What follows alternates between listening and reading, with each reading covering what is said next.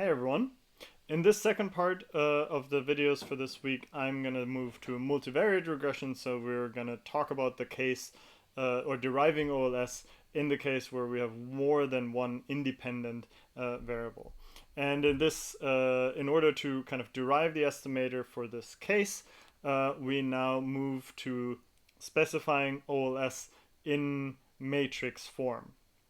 And in this context, in the multiple regression model, we can consider predicting one dependent variable based on, in our case here, k minus 1 independent variables. So specifically, the way we're going to write this here is in the general case, we have our dependent variable yn, we have beta 1, which is our intercept, which in the bivariate case we just called alpha, but now we're just going to have a set of betas with beta 1 being the intercept, beta 2, xn2 being the first independent variable, and beta 2 the slope coefficient associated with that independent variable, beta 3 xn3, all the way to beta k xnk. Okay, so we have k minus 1 independent variables and k beta parameters, because k includes the intercept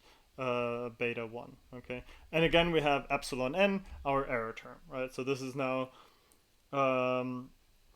extending the OLS framework, the linear regression or the linear model, to k or k minus 1 independent variables. Okay. So if we specify this way, we can specify or describe our betas and our x's as well as our y's, or our betas and our x's as vectors. And here in these videos, I will be very explicit when I talk about vectors as opposed to scalar values, and vectors will be always denoted using this vector notation. So this little arrow on top of beta as well as on top of x denotes that this is a vector that contains multiple scalar elements, right? So beta, the beta vector here, and this is a transpose sign, so beta prime is a vector that contains the elements beta 1, beta 2, beta 3, up to beta k. Okay, and similarly xn prime is a vector. So these are both column vectors, so that means it's basically all those betas are stacked on top of each other, and if we're writing them as beta prime, then they're transposed, so they're basically all just in one row. Same with xn.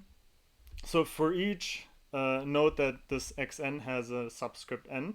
So this is a vector of x's for each individual observation n, ranging from 1 through capital N, right? And so these x's include a 1 for the intercept, right? Because the intercept is just 1 times beta 1, and then xn2, xn3, all the way up to xnk, okay?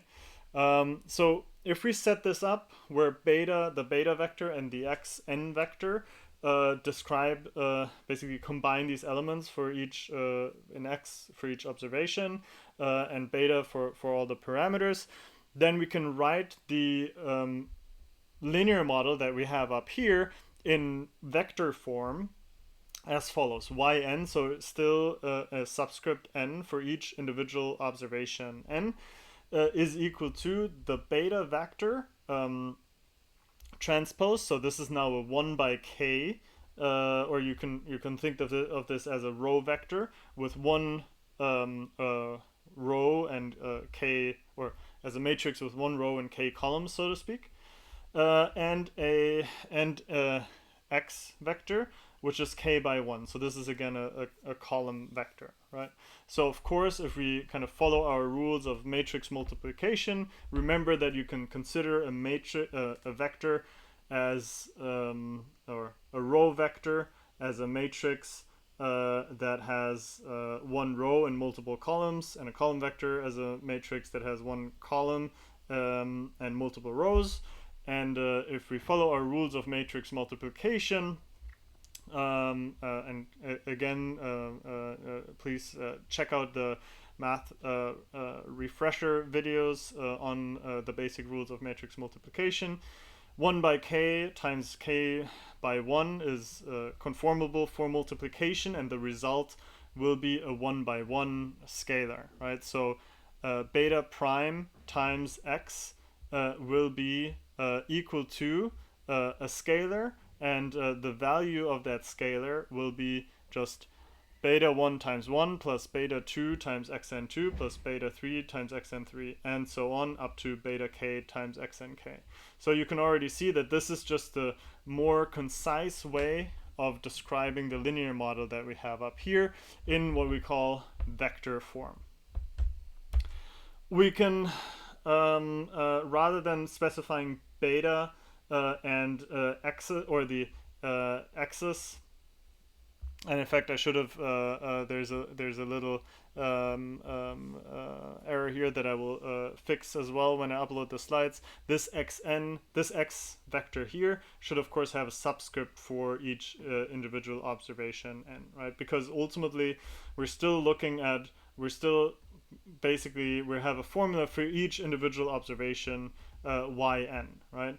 We can specify this in matrix form, where we basically combine all the yn observations and all the x's in one in individual elements, rather than having a formula for each individual observation.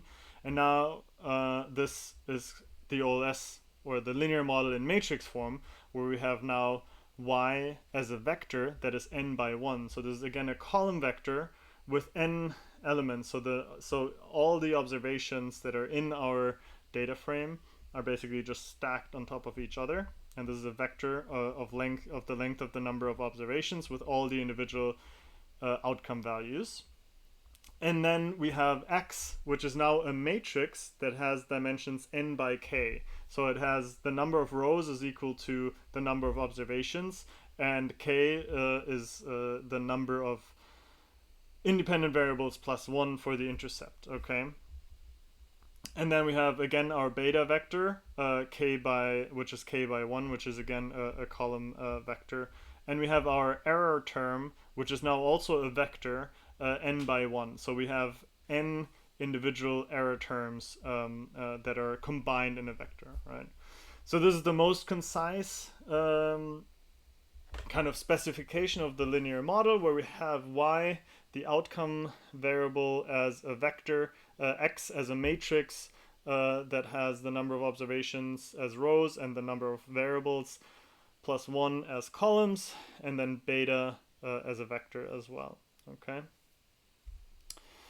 So these are, when we talk about the linear model, the scalar specification or scalar form, we have the vector form and the matrix form. But the point is, these are just different ways of describing the same underlying linear model, which we saw up here, right? They're exactly equivalent, just different ways of describing them.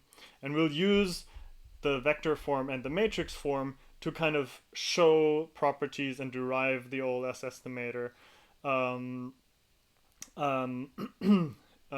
using those specifications. Or using that conceptualization, okay?